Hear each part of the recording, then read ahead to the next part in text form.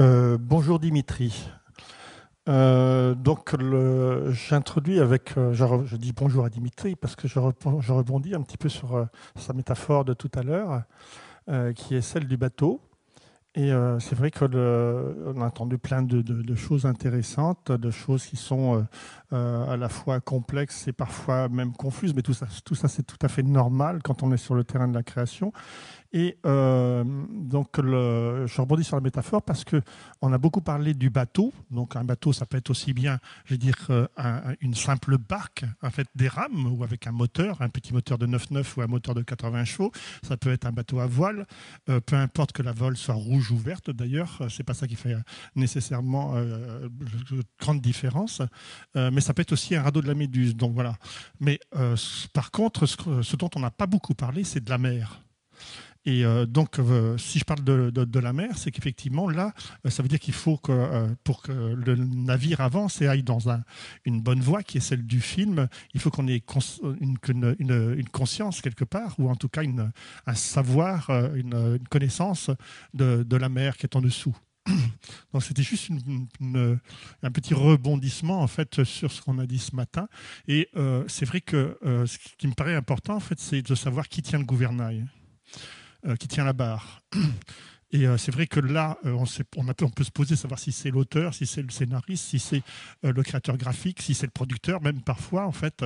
Mais c'est important de savoir, en fait, qu'il faut bien qu'il y en ait un qui tient la barre. Un seul. Et donc, en l'occurrence, je crois que ce qui est intéressant le cas, je veux dire, Jean-François Laguioni, comme le cas de son film même, puisque c'est un film très intimiste, quelque part, c'est sans doute un des films les plus intimistes, hein, c'est que effectivement on a quelqu'un qui tient la barre, hein, qui était à la fois à l'origine même du projet, qui en est donc l'auteur littéraire, l'auteur graphique, qui en est le scénariste, qui en est le réalisateur, etc. Donc on sait très bien que là, il y a un cap qui va être conservé et qui va nous permettre d'aller jusqu'au bout. Donc je vais lui passer la parole, et ainsi qu'à Louise d'ailleurs, qui est à ses côtés. Voilà.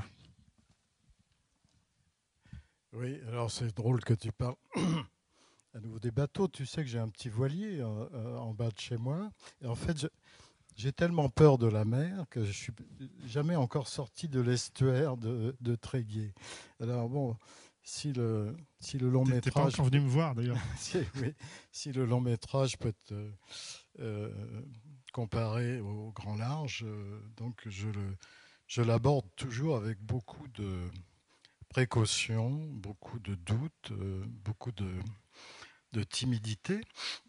Et ça me fait penser, en effet, à tout ce qui précède vraiment l'écriture. C'est-à-dire à ce moment où le film est dans ma tête, dans mon corps, etc. J'ai vraiment envie de raconter cette histoire. C'est un moment que l'on peut gâcher. Et il faut se méfier de ça, je crois. Enfin, moi, je m'en méfie beaucoup. C'est-à-dire, c'est un moment que je veux vraiment prolonger pour explorer à fond ce que j'ai envie de faire. Un moment d'excitation, de doute, de choses qu'on met à la poubelle, etc. Et c'est intéressant parce que pour essayer de dominer ça, j'adopte tout de suite une démarche un petit peu folle qui serait de faire directement un travail d'exploration du film sous forme ce que j'appelle mon animatique sauvage. Donc, je ne me sens pas en état d'écrire un script à ce moment-là. Pourquoi ? Parce que je ne connais pas encore mes personnages.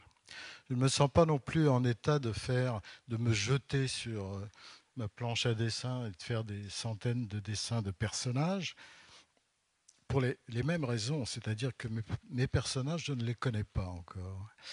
Et bon, c'est une démarche peut-être personnelle, hein, je ne dis pas naturellement que ça peut servir à quiconque, mais le fait de faire mon animatique sauvage va me faire comprendre peu à peu ce que j'ai envie de faire et principalement. Alors ça se passe comme ça, c'est-à-dire que euh, quels sont les niveaux d'un film? Bon, il y a la narration, ensuite il y a le dessin ou la prise de vue réelle. Hein, je mets tout dans le même sac. Il y a le son, la voix et la musique, très important pour moi, la musique. Et puis le cinéma, la caméra, ce que j'appelle la caméra. Et j'essaye de mettre tout ça dans le même paquet, c'est-à-dire une espèce d'approche globale du film. Alors pratiquement, ça se passe sur des grandes feuilles de papier où je me mets à crayonner rapidement, le plus rapidement possible, le récit. Des petits dessins, on peut peut-être les envoyer là. Alors, ce sont des planches de dessin. Oui, par exemple. Alors ça, c'est dans l'île de Blackmore. Bon, c'est des dessins, tu peux les passer assez rapidement. Hein, oui.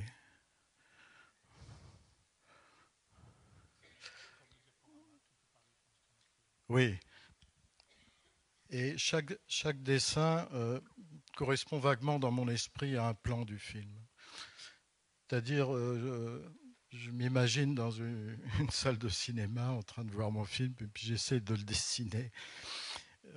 J'aimerais dessiner d'ailleurs encore beaucoup plus vite pour arriver à cette espèce d'écriture. Donc on est bien dans le cadre de votre réunion, là, je crois, ces jours-ci. C'est une écriture filmique sur laquelle, quand j'ai fait une séquence ou deux, un certain nombre de dessins, j'ai absolument besoin de les mettre les uns au bout des autres. Alors, je les photographie parce que je n'arrive pas, ça c'est le tableau, je n'arrive pas à dessiner dans des cases de storyboard, c'est-à-dire à enfermer mon dessin. À cette étape-là du film, j'ai envie que les dessins soient le plus libres possible, qu'il y ait de l'air autour.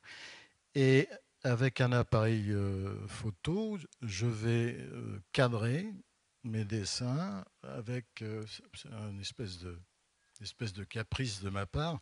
Je m'imagine faire davantage du cinéma en cadrant un dessin qu'en dessinant à l'intérieur d'un cadre. Bon, ça c'est très important parce que je crois que quand on a là actuellement on n'a pas d'exemple flagrant en fait de cela. Il faudrait voir en fait des grands dessins que tu as fait. Parfois tu fais des choses qui sont sur des formats très grands et ensuite il va recadrer à l'intérieur, c'est-à-dire qu'il va promener son regard à l'intérieur de son dessin et à ce moment-là il va effectivement faire un travail de cinéaste. Il va venir cadrer. Il n'est pas en train de quelque part de dessiner à l'intérieur d'une vignette préexistante. Voilà, ça c'est très important. Hein. Alors là, on est dans Louise en hiver, c'est-à-dire l'étape antérieure. On a avancé un petit peu depuis. Ça a avancé.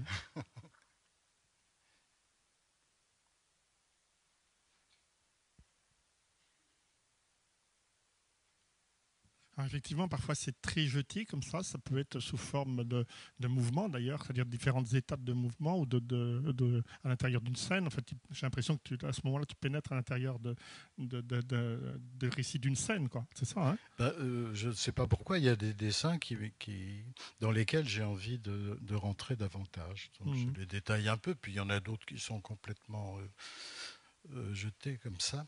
À cette étape du travail, je n'ai aucune notion de quel va être le style graphique du film. Je considère que j'en sais pas assez encore pour savoir d'abord avec quel décorateur, quel graphiste je vais faire le film. Et puis si le film va être en papier découpé ou en peinture ou en dessin animé, etc. Ou en 3D, c'est quelque chose que l'on verra plus tard. Voilà. Alors, très rapidement, ces dessins-là, je les mets donc les uns au bout des autres sur un petit logiciel de montage très très simple, mais il faut que je mette du son. C'est-à-dire, je cherche à avancer en même temps sur le son et l'image. Alors parle-nous justement de ton ambiance de travail à ce moment-là. Ça veut dire que tu écoutes beaucoup de musique, hein, et finalement tu écoutes assez régulièrement les mêmes CD, finalement, les mêmes musiques. Oui. Ouais. Alors tu peux nous en parler un petit peu, c'est-à-dire que ça te met dans un état particulier?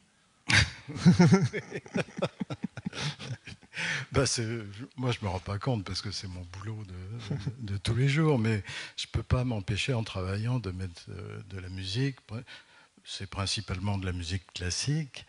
Et on verra tout à l'heure, en avançant dans la discussion, que ça peut poser pas mal d'inconvénients.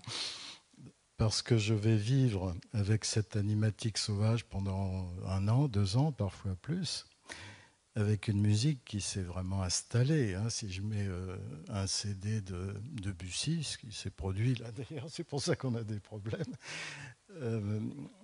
le film, au moment de se produire, naturellement, il va se poser le problème du musicien. Et puis, pour l'île de Blackmore, c'était Janacek et Ravel. Quand j'ai donné mon animatique à Christophe Herral, le musicien du film, il m'a dit bon, bah, c'est très bien, mais je vais pas faire du Ravel. Et ça risque de coincer un petit peu à ce moment-là. Mais j'y tiens beaucoup. Je trouve que cette étape, une fois qu'elle est sonorisée, montée, et voilà, sous forme de maquette, présente des tas d'avantages. On va parler des inconvénients après avec toi, mais selon moi, beaucoup plus d'avantages que d'inconvénients. Premièrement, ça permet de vérifier un certain nombre de choses. Ça permet de vérifier mon histoire. Je n'ai pas de script, mais quand je fais un film, j'écris toujours une histoire. C'est-à-dire, ça peut être un roman, ça peut être une nouvelle, ça peut être... Alors d'ailleurs, je t'interromps à ce sujet. Louise en hiver est donc une résurgence, quelque part, d'une nouvelle que tu as écrite dans les années 80 qui s'appelait La Vieille. Hein, tu peux peut-être évoquer en fait cette... Non, c'est une histoire qui reprend à peu près le récit de ce film. Et j'ai besoin de ces mots, c'est-à-dire les mots ont une couleur aussi quand on écrit sous forme de conte. Si on fait un film, en fait, c'est qu'on est un conteur. Hein. Donc le conteur est beaucoup plus dans une histoire littéraire que dans un scénario. Je n'ai rien contre les scénarios, il faut en écrire. Mais à cette étape du travail, je me sens beaucoup plus à l'aise avec un texte littéraire. Il y a des phrases qui m'inspirent des dessins, plus que d'autres. Je suis incapable naturellement de discerner pourquoi ça fonctionne pas. À cette étape, je suis tout seul, donc j'emmerde personne avec mes sentiments. C'est plus tard que ça se complique. Voilà. Donc, j'ai un film qui vaut ce qu'il vaut. Naturellement, les voix aussi. Alors, comme on n'est pas encore en production à ce moment-là, je fais toutes les voix. Je fais Louise, je fais le chien, je fais la mer, je fais le vent, je fais tout ça. De façon à ce que la maquette soit quand même quelque chose de... Alors, un autre avantage... Oui, alors je vous disais les avantages. Vérifier l'histoire. Prendre connaissance avec ces personnages. C'est-à-dire, peu à peu, puisque ça va durer 1 an, cette affaire, les personnages vont m'apparaître peu à peu avec une vérité beaucoup plus présente que dans un scénario. C'est naturel. Donc, je prends connaissance avec mes personnages, et puis je vérifie le rythme, je vérifie la construction. Et autre avantage qui te concerne, Jean-Pierre, c'est que avec ce document, je vais savoir si le producteur et moi, nous parlons du même film. Parce que, comme vous le savez, il peut y avoir beaucoup de malentendus quand on présente quelques belles images et puis un scénario et puis une écriture rapide.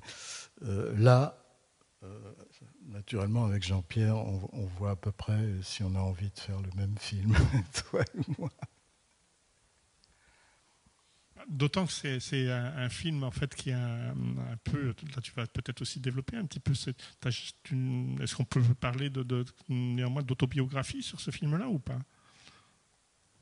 Plus ou moins. Non, ce sont des films personnels. C'est un film sur lequel tu as des oui, choses qui te ressemblent quand même. Oui.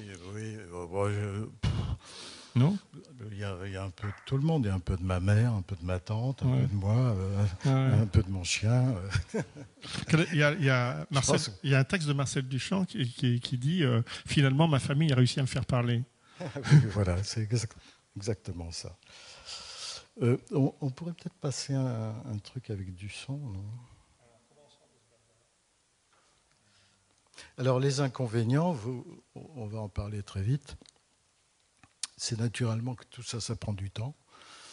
Ça n'est pas financé.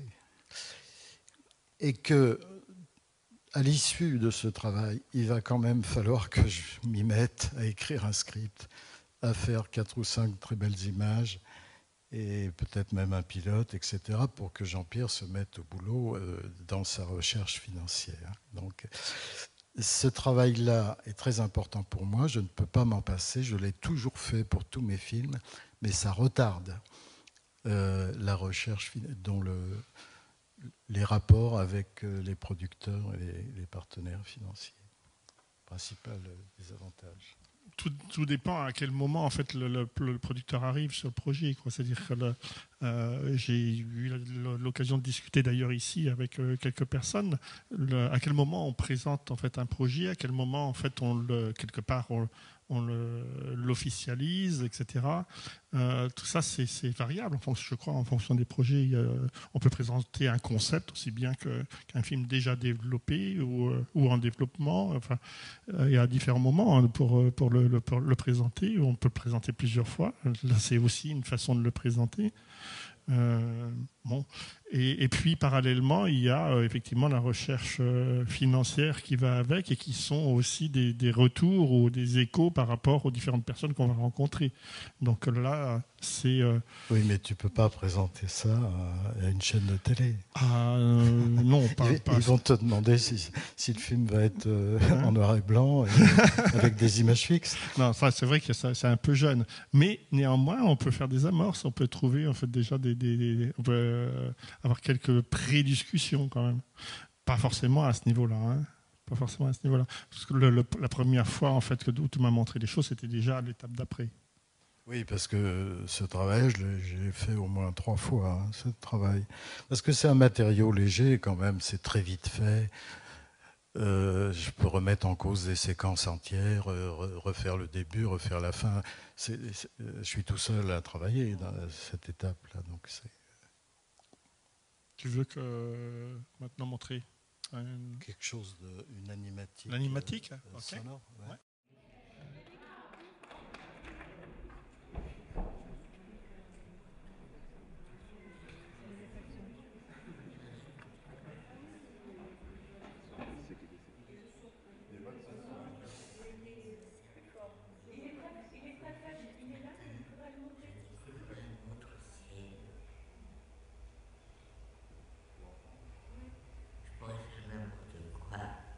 Ou ne rien faire, rester couché toute la journée. Mais je m'impose, au contraire, quelques habitudes. Le matin, ménage. Le sable s'infiltre partout. Ensuite, douche froide au club Mickey, devant le grand hôtel. Et la pêche à pied, justement. Je me débrouille. De la cabane, je suis surprise de n'être pas trop maladroite. Je retrouve des gestes inconnus, oubliés comme le rêve. Après le repas, un peu de repos, puis la balade à l'aventure, le meilleur moment de la journée.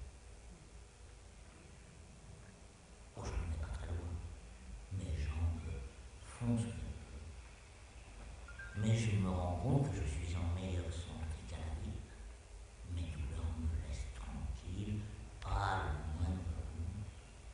Dans ma boîte à pharmacie, je n'ai gardé qu'un rouleau de sparadrap, car je m'esquinte un peu les doigts, à cause de mes yeux.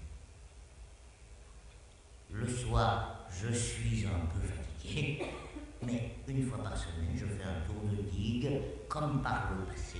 C'est amusant.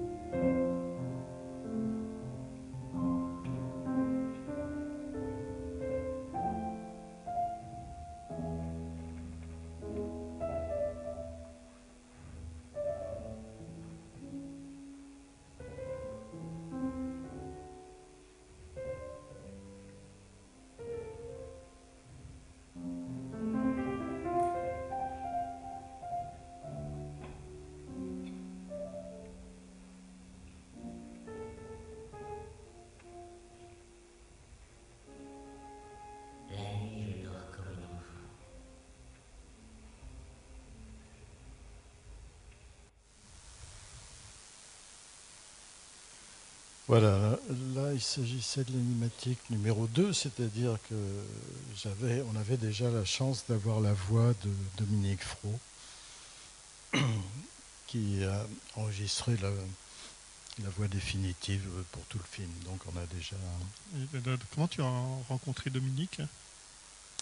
Ah ben, je l'ai rencontré à Paris, sur les conseils de... De quelle manière tu es arrivé sur cette voix? Ah ben, tu sais, on travaille avec Christine Seznec à Piste Rouge, et quand j'ai un film en projet, elle m'envoie comme ça un panel de voix, et la voix de Dominique m'a tout de suite convaincu que c'était un personnage. Et alors elle apporte un caractère parfois inattendu, avec des accents tout à fait étonnants.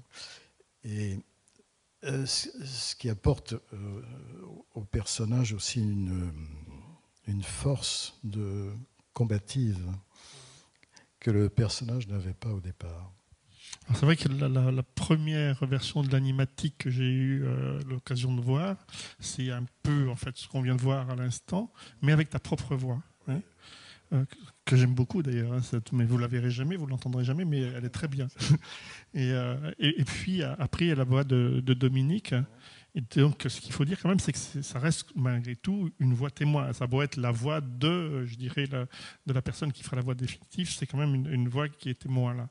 Elle s'est jetée dans le film, elle a pris le personnage en main. Mais évidemment, le film n'est pas fini de construire, il ne s'est pas structuré encore totalement. Donc, il y a des choses qui vont devoir être maniées. Oui, ça s'est produit comme ça pour mes films précédents, mais oui. Pour celui-ci, non.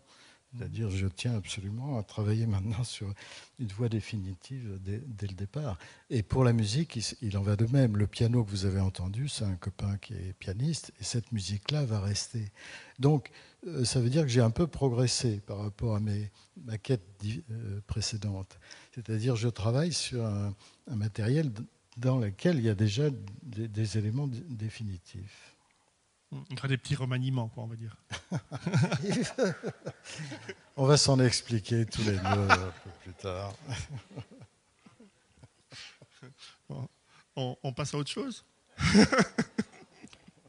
Peut-être vous avez des questions, ça nous aiderait peut-être un peu dans cette étape du travail, qui est une étape, vous l'avez bien compris, très intermédiaire. Ce premier animatique que vous montrez, donc vous êtes tout seul pendant 1 an à peu près Oui. sur le travail, sur ce travail que... Ça peut durer plus longtemps aussi. Oui. Sans voir de producteur. Oui, enfin bon, Jean-Pierre, je lui en avais un petit peu parlé, mais... Oui, mais je veux dire sans engagement officiel sans de engagement producteur. Oui. Et l'engagement officiel du producteur, il se fait au stade où vous avez monté un animatique avec une voix. Pour le tableau, ça a duré 3 ans.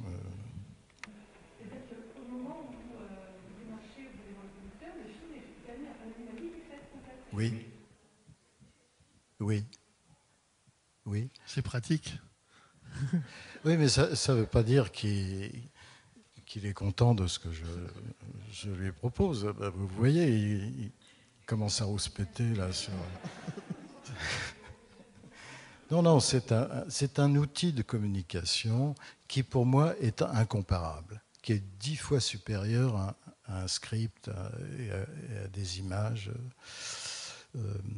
séparées, des choses comme ça. Ça ne veut pas dire qu'il ne va pas falloir le faire, hein, comme je vous le disais. Donc, Jean-Pierre, il peut travailler que s'il a vraiment un script. Alors, pour moi, c'est un peu difficile parce que j'aime pas trop. Mais je reprends l'animatique qui va me donner un storyboard, d'ailleurs. C'est-à-dire, ce que vous venez de voir, je l'imprime. Et ça me donne une maquette de storyboard, qui est aussi un outil de communication pour commencer à recruter mes camarades qui vont travailler sur la première équipe de développement du film. Ils ont un élément storyboard papier, mais très mal dessiné, parce que ces dessins-là. Un storyboard, naturellement, qu'il faudra, comme le script, refaire de façon impeccable pour que ça soit un outil de production.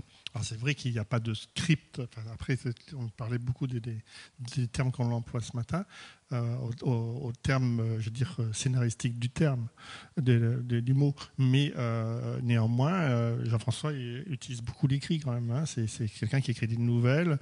Et très rapidement, tu m'as amené quand même à lire un récit, une histoire. Quoi, hein. Et cette histoire-là, moi, je l'ai lue à peu près en même temps que le premier animatique que tu m'as proposé avec ta voix. Il y a une question qui m'intéresse dans ce processus, c'est que de temps en temps, il y a des rebuffades qui viennent de la matière elle-même, c'est-à-dire qu'on se promet des choses qu'on découvre dans le processus de fabrication qu'on n'est pas en mesure de tenir ou qui vont être en dessous de la norme ou de la barre qu'on s'est fixée. Est-ce que ça vous arrive sur un projet comme ça de vous faire vous-même des promesses sur lesquelles vous êtes obligé de reculer parce que techniquement ou financièrement, vous n'avez pas les moyens de les assumer dans le film pleinement et que vous êtes obligé de reculer par rapport à ça? À cette étape-là, je ne me fais aucune promesse. C'est-à-dire, je ne sais pas du tout quel va être le type de film au niveau production, au niveau budget, etc. Est-ce que c'est une histoire aussi intime et pour adultes ensuite, surtout pas pour enfants, va pouvoir intéresser des producteurs? Et à ce moment-là, ils vont peut-être me dire oui, d'accord, mais ça nous intéresse si c'est vraiment pas cher et s'il y a qu'un personnage, c'est très bien. Mais vous avez vu que j'ai commencé à mettre des figurants dans le. Au début, Jean-Pierre, je lui disais ça sera pas cher. Il y a un personnage avec un chien. Bon. C'est ce qu'il m'a dit au départ. Hein. À l'arrivée, il y en a quand même 120 ou 130. Mais bon. Oui, parce que cette vieille femme va meubler tout le rivage d'un certain nombre de personnages qui vont être faits en 2D alors qu'elle va être faite autrement. Donc, mais je ne peux pas me dire ça en travaillant. C'est-à-dire, je suis un esprit assez simple. Je veux rentrer dans mon histoire et dans mes dessins sans du tout me préoccuper du projet du film en tant que produit. Voilà. C'est comme si j'écrivais un roman. C'est ça que j'essaye toujours de trouver dans le cinéma d'animation. C'est-à-dire une façon de travailler aussi librement qu'un romancier ou qu'un musicien. c'est-à-dire ne pas découper. Vous avez vu, je pense, quand vous avez travaillé ensemble, comme les gens sont partagés entre le scénariste, les décorateurs, le storyboarder, etc. Toutes ces étapes-là qui sont en plus séparées dans le temps et qu'on n'arrive pas à faire tenir ensemble dès le départ. Je voudrais venir sur la musique. Vous avez parlé de musique classique et on arrive là sur le jazz. Comment faites-vous pour passer ensuite, pour continuer à faire votre film? Parce que c'est tellement différent. Comment vous arrivez à vous réintégrer au final pour continuer par rapport à la musique? Tu veux répondre? Moi, j'ai ma réponse, toi, tu as la tienne, elle est différente, obligatoirement. Vas-y. Ma réponse, c'est que à partir du moment où tu m'as dit, voilà, tu avais posé la musique de Debussy, par exemple, si on veut parler de Debussy, ou celle de Pierre. Hein, donc je rappelle, hein, d'un côté il y a la musique de Debussy, et puis de l'autre côté un musicien que Jean-François connaît depuis très longtemps, qui est Pierre Kellner, et qui fait le piano. Hein. Donc ce sont des ambiances de cabaret, etc., dans un esprit, on va dire, jazz de l'époque de Saint-Germain-des-Prés, un petit peu, etc. Et donc Pierre, c'est pas très compliqué parce qu'en fait vous avez suffisamment, je dirais, de background pour gérer ça ensemble.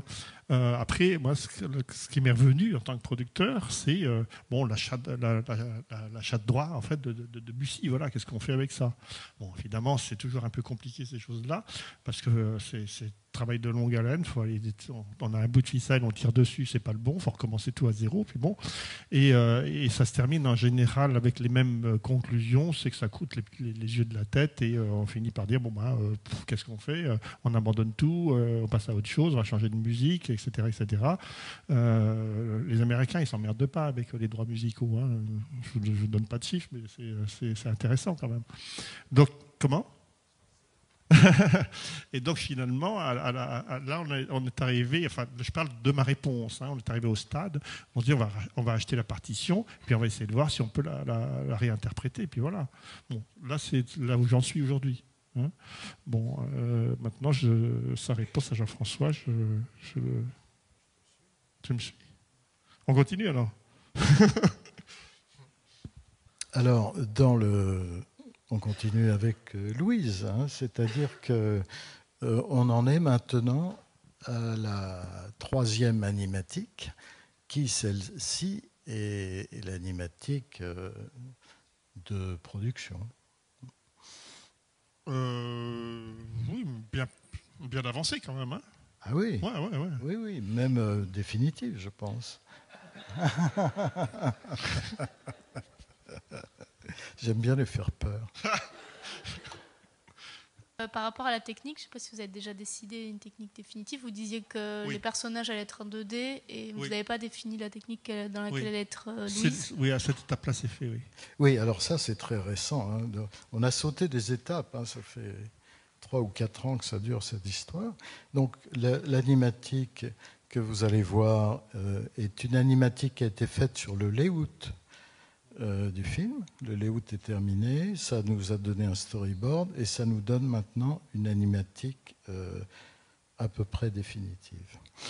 C'est-à-dire qu'en fait, il fait des allers-retours, hein, sans arrêt. Hein, vous faites le storyboard après l'animatique, en fait. Hein? Vous avez l'air de faire le storyboard après l'animatique? Non, c'est des allers-retours. C'est-à-dire qu'en fait, il fait comme il a expliqué tout à l'heure, hein, il part sur des choses en fait qui sont des images. On ne va pas dire des vignettes de storyboard, on va dire des images dans lesquelles il vient cadrer. Okay.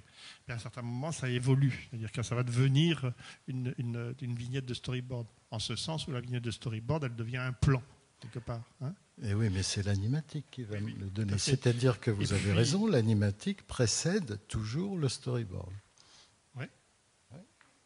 Mais c'est pas aussi simple que ça. C'est pas si simple que ça. Et à un certain moment, on va passer à l'étape suivante, qui est celle de l'animatic layout. Hein.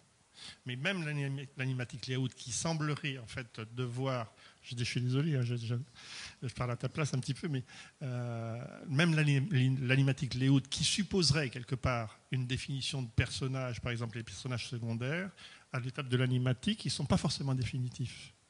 Hein, il fait sans arrêt des petits allers-retours, comme ça, des ajustements. Et je crois que c'est ça qui est important aussi, c'est qu'il peaufine au fur et à mesure. À chaque fois qu'il y a une nouvelle étape, il peaufine. Là, actuellement, on va rentrer dans une étape de création, quelque part, des personnages secondaires. Or, l'animatic layout est terminé. Hein?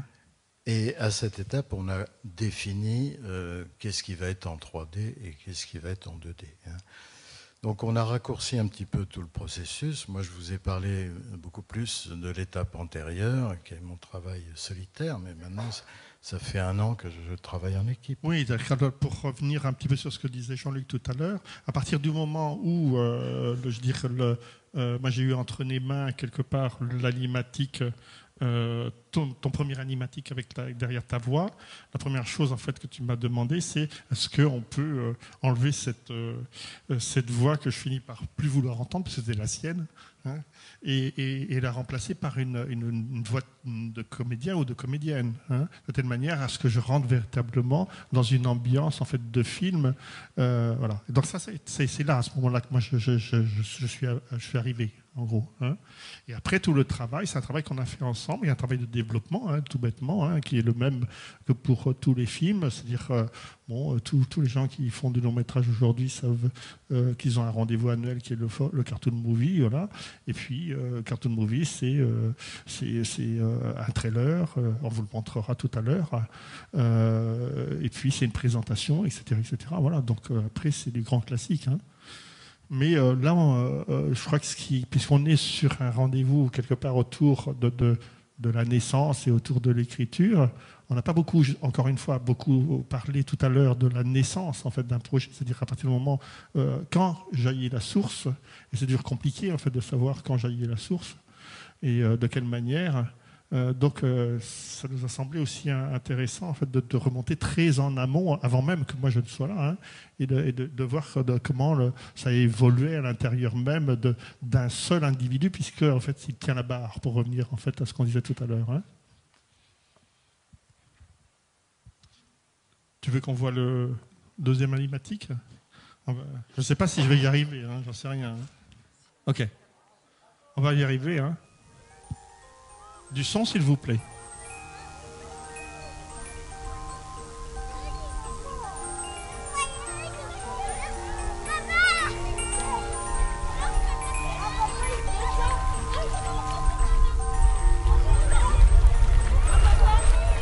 C'est pas mixé, hein.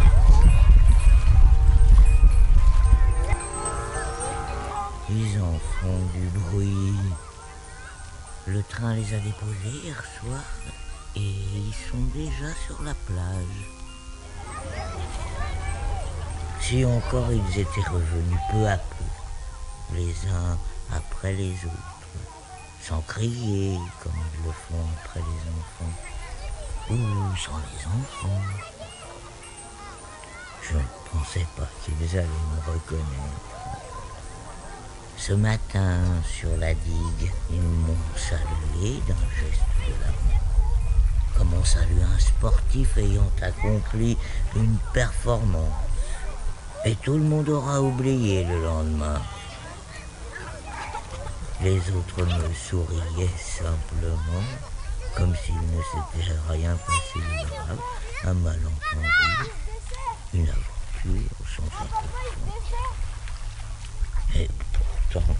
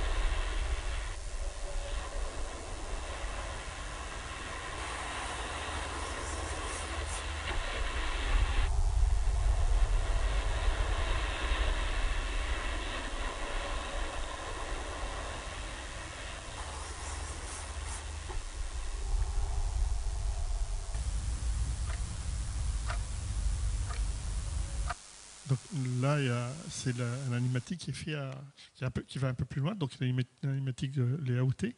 Et donc, je tiens à préciser évidemment que c'est non mixé, c'est vraiment de poser des choses, etc. C'est un outil de travail, c'est pas un outil de communication, on est d'accord. Hein. Je ne montre pas ce genre de choses en fait à comme pour reprendre le terme de Michael, à des investisseurs. Non, ça c'est les choses, c'est un outil de travail. Ou alors, ça veut dire qu'en fait, il peut être communiqué entre deux studios pour pouvoir quantifier la somme de travail, etc. Mais c'est pas un outil de communication. Jean-François, est-ce que vous pouvez nous dire un mot de la partition graphique, c'est-à-dire qui va l'interpréter? Est-ce que ça va être, comme dans certains de vos films, un choix comme quand Bruno était intervenu sur Blackmore, si je me souviens bien, ou est-ce que ça va être un travail de studio? Est-ce que vous avez déjà prévu comment ça va se passer? Oui, alors c'est vrai que dans tous mes longs métrages, j'ai fait appel à un décorateur plutôt assez prestigieux à chaque fois. Et ce qui fait que j'ai des films avec des images des styles assez différents. Et j'aime beaucoup travailler comme ça. Mais il se trouve qu'avec ce film, j'avais envie de reprendre les pinceaux. Et pour la première fois, depuis la traversée de l'Atlantique à la rame, j'ai repris les pinceaux, mais en travaillant à l'ancienne, c'est-à-dire sur du papier, avec de la gouache, etc. Voilà. Donc j'ai fait tous les décors du film. Les décors sont terminés, les personnages sont en cours. Comme c'est de la 3D, il y a une partie modélisation, notamment des personnages principaux comme Louise, que je ne peux pas naturellement faire moi-même. Donc ça, c'est quelque chose qui a déjà démarré. Et puis voilà, mais l'aspect, comme c'est un film plus intime pour moi, c'est quelque chose dans lequel je voulais m'investir davantage sur le plan de l'image. C'est vrai que lorsque tu es venu me voir les toutes premières fois, tu m'as dit en fait l'idée c'est de faire un long court-métrage. Donc c'est à ce moment-là que j'ai commencé à t'appeler le capitaine au long cours. Et c'est vrai que l'idée c'est quand même d'avoir une proximité, je dirais. Je pense que quelqu'un qui a baigné dans le long métrage pendant longtemps, il sait ce que ça veut dire en fait que d'expatrier, de la lenteur de fabrication, etc. Et de quelque part de perdre un petit peu la main en fait sur je dirais quelque chose qui est apparu en lui.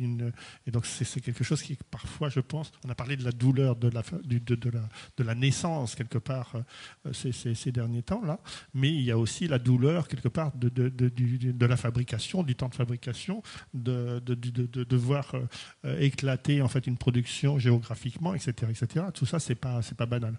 Donc là, il y avait quand même une volonté chez toi j'espère que jusqu'à maintenant, en tout cas, on a gagné ce pari, hein, puisque je peux peut-être faire une parenthèse justement sur la façon dont on a travaillé là. Hein.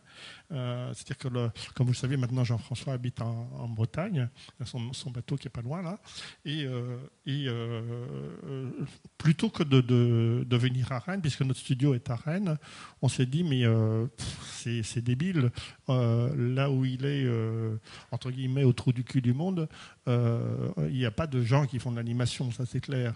Donc soit c'est Jean-François qui se déplace en fait à Rennes vers le studio et on trouvera des gens sur place, soit en fait on va déplacer des gens en fait qui vont venir jusqu'à Jean-François. Hein, voilà. Et on s'est dit, on est dans une période qui est sympathique, il faisait beau en plus cet été, là, le printemps et été, c'était quand même une bonne période. Pourquoi pas solliciter des gens en fait qui viendraient travailler au bord de la mer, voilà, vue sur le port. Et c'est ce qu'on a fait. Hein. On a loué une maison, hein, et puis les gens sont venus travailler là pendant plusieurs mois. Et donc il était à 200 mètres de chez lui et les gens travaillaient dans un univers, ma foi, assez sympathique. Voilà. Donc voilà comment ça s'est passé. Donc c'est vrai que ce retour quelque part, c'est une espèce de retour après l'éclatement géographique et puis des temps de production assez lourds, assez infinis, fatigants aussi, il faut bien le dire. Là, on essaie de revenir à une espèce d'intimité quelque part de la production, hein, comme si c'était quelque part un court-métrage, quoi. Voilà. Qu'on ne tiendra pas jusqu'au bout, évidemment. Hein. Mais c'est important néanmoins, dans cette période-là, qui est quand même la période importante, je dirais, pour toi en tout cas, qui est celle de la gestation même du film, d'avoir cette proximité-là. Quand j'ai entendu la première fois parler de Louise en hiver, vous aviez dit que vous réfléchissez pas par rapport à la durée. C'est-à-dire que la durée allait être plus courte et peut-être que vous alliez rajouter en fait un court-métrage avant pour l'obligation de la sortie en salle, de manière à faire un programme. Est-ce que c'est toujours d'actualité ou est-ce que le film a un petit peu grandi et est devenu un peu plus long ? Ça, c'est toujours des frayeurs, en fait, quand on ne sait pas on sait jamais quelle est la durée réelle, quelque part, par rapport à tout ce qu'il a dit précédemment. On ne dit pas, voilà, je vais faire un film d'1h30. C'est ridicule. Donc, il faut passer par ces étapes, je dirais, d'écriture, ces allers-retours dont il a parlé, etc. Puis, à un moment, on arrive à une durée. Hein. Et cette durée, aujourd'hui, bon, voilà, elle est dans le timing. Voilà, c'est tout ce que je peux dire. Et puis, elle va sans doute prendre aussi sa chair quand elle va rentrer dans l'animation. Non, mais c'est vrai que j'ai rêvé un moment de faire un long court-métrage de 45 minutes. C'était complètement absurde au niveau de production. Je pensais à ça parce que j'avais là aussi, tu vois, tu dis que j'ai fait beaucoup de films, mais il y a encore beaucoup de naïveté chez moi. À un moment, j'ai rêvé de faire le gouachage à la main, et de retravailler les personnages au pinceau, tu vois, c'est-à-dire les 12e de seconde au pinceau. Voilà, bon. Je préfère abandonner ces rêves fous et puis pouvoir travailler sur autre chose. Et puis il y a maintenant des techniques et surtout des talents dans ce métier qui permettent de gagner un peu de temps. Et en même temps, là, ce que tu dis, c'est intéressant parce que c'est un petit peu le peintre qui parle. C'est-à-dire que quand on fait de l'animation, en fait, vous le savez bien, hein, il y a d'un côté donc des décors et de l'autre côté des personnages. Et l'intégration des personnages à l'intérieur du décor, c'est toujours une question. On va savoir un petit peu comment ça va fonctionner. Dès lors où c'est comment dire, démultiplié ou c'est délégué, on est quand même en droit de se poser des questions si effectivement ça va bien rentrer quelque part dans le grain du papier, puisque ce que Jean-François a dit tout à l'heure est important. Bien que le film soit, donc, ce qu'on a, pour reprendre des gros mots, en 3D aplati, hein, en partie, c'est-à-dire pour le personnage de Louise, et puis certaines parties en 2D concernant des parties oniriques, par exemple, pour prendre un exemple.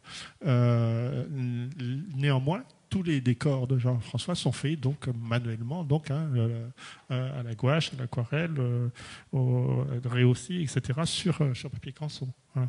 Donc tout ça, ça doit bien s'harmoniser quelque part. Ça doit, à l'arrivée, quelque part, même si on passe par des technologies, on va dire diverses, ça ressemble à du dessin animé, quoi. C'est du Canada Dry, hein. Ça c'est clair.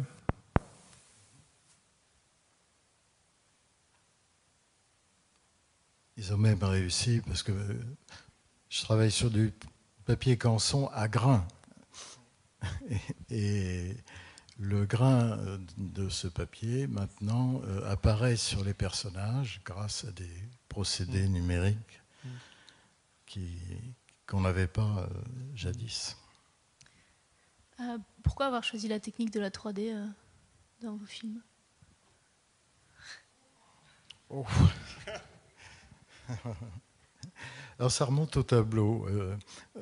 Quand j'ai eu le projet du tableau avec Annick, c'était une histoire sur un peintre, sur la peinture, et je voyais le film en peinture animée ou en dessin animé à la grande rigueur, et le producteur me dit non, ça sera en 3D parce que je ne peux pas faire le film autrement. Et pour faire travailler le studio d'Angoulême en partie pour ça. Ça m'a un peu surpris, mais je ne me suis pas opposé à ça. C'est-à-dire, de toute façon, il avait les droits du scénario, etc. Je pouvais mettre tout un tas de protestations, tout à fait justifiées sur le plan artistique. Et puis, on a fait une recherche, et toutes mes préventions sur la 3D se sont un petit peu effilochées. Et je trouve que le film se tient très bien en 3D, comme ça, malgré que ce soit un film sur la peinture. Et donc maintenant, je m'en fiche un peu. La 3D, la 2D, tout ça, ce sont des outils. Je me sens capable maintenant de me débrouiller avec n'importe quelle technique parce que je ne m'arrête pas à la technique. C'est-à-dire, je fais confiance à des gens qui sont très forts, qui ont beaucoup de talent. Et je trouve que mon travail, c'est un travail de direction, de réalisateur, de directeur artistique, etc. Et mon boulot, tel que je l'ai toujours conçu, c'est à partir de ces premières ébauches, ces premiers rêves dont je vous ai fait part, de garder jusqu'au bout cette fraîcheur, cette petite... ce petit coup de vent, c'est la barre, courant d'air, etc., jusqu'au bout. Si ça apparaît sur l'écran devant les spectateurs, s'il y a cette émotion, il n'est peut-être pas resté 100%, mais 80%, ça me va très bien. Parce que mine de rien, c'est quand même un homme de concession, il faut le dire aussi. Ah oui. Moi, je fais où on me dit de faire. C'était le cas pour le tableau. Là, en plus, je tombe sur un producteur, c'est royal, puisqu'il est prêt à installer le studio sur les bords de la rivière. Là. En hiver. En hiver. On va peut-être regarder quelques décors. Ah oui, c'est vrai. Hein, ça serait pas mal. Décors, ok. Des images en couleur. Donc là, ce sont des décors sur papier qui sont photographiés. Oui, c'est des décors scannés.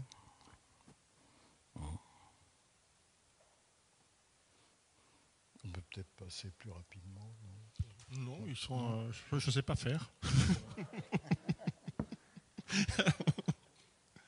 Et là, ce sont des décors en fait que tu estimes, je dirais, définitifs là, à ce stade-là.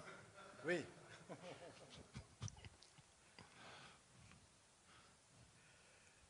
Non, en fait, je rigole. Il y a un travail sur Photoshop qui va être repris, peut-être avec un décorateur qui va venir, Jean Palenstin, qui a fait les décors du tableau et de l'île de Blackmore.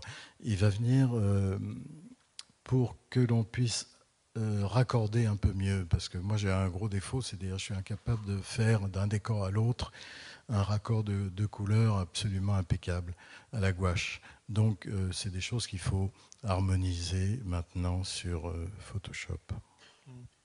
Alors ce qu'il faut dire aussi, c'est que, puisqu'on on a parlé un petit peu technique, mais je sais bien, on n'en a pas trop parlé, c'est que par rapport à ce qu'il vous a dit, du coup, il s'entoure aussi de personnes particulières. Et je crois que c'est important de dire, par exemple, que puisque tu as parlé du tableau, que l'assistant actuel de Louise, en fait, elle est le premier assistant du tableau aussi. C'est Lionel Chauvin, qui est quelqu'un avec qui tu t'entends bien, qui comprend et qui est derrière, quelque part, ton interface, je dirais, virtuelle, quoi. C'est-à-dire que c'est lui le maître de l'informatique, quoi.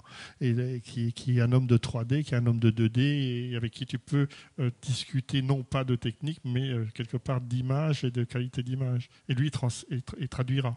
Et il trouvera la réponse auprès des techniciens derrière. Donc ça, c'est une première réponse. La seconde, c'est que là, dernièrement, en fait, Jean-François a fait appel pour la mise en couleur donc des personnages de Louise en hiver à Nicole Dufour. Donc là, quelque part, il raccroche des morceaux comme ça qui sont à la fois des gens qui viennent du traditionnel, c'est-à-dire Nicole était donc la coloriste sur Gwen, hein, de ton premier long métrage, et donc elle revient là sur Louise. Donc vous voyez, c'est quelqu'un qui a d'une part une certaine fidélité dans le temps et puis qui va chercher en fait des gens aussi bien du côté des outils traditionnels que des outils numériques.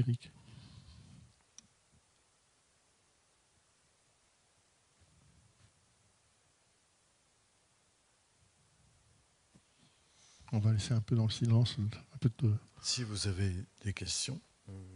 n'hésitez pas.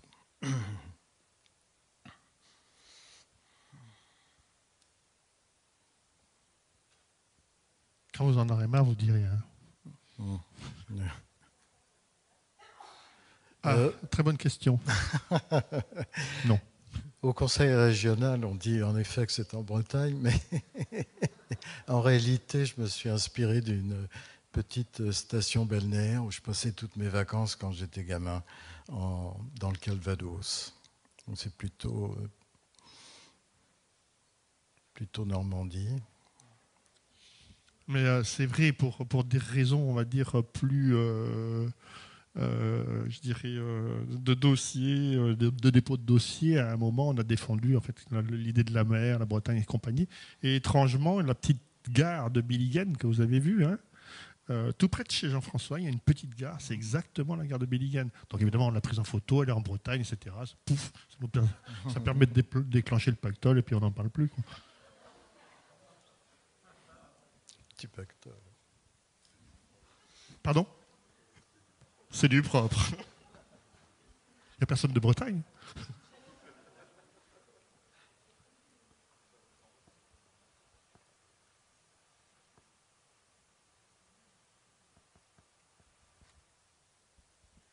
Ah ça, c'est les falaises. C'est pour Philippe. Je ne sais pas s'il est là.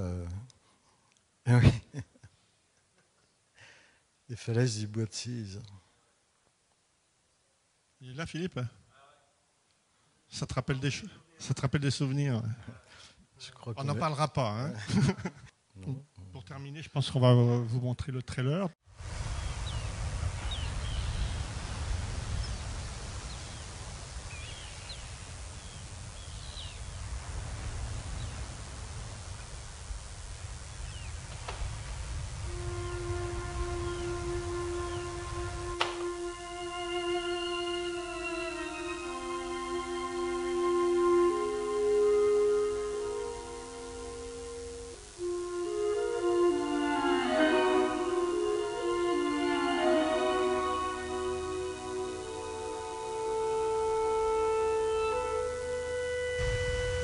Je m'attendais à voir quelqu'un dimanche, mais personne n'est venu. C'est drôle, les gens ont peur de tout maintenant. C'est pas la première fois qu'il y a une marée exceptionnelle. On en sait bien toute une histoire.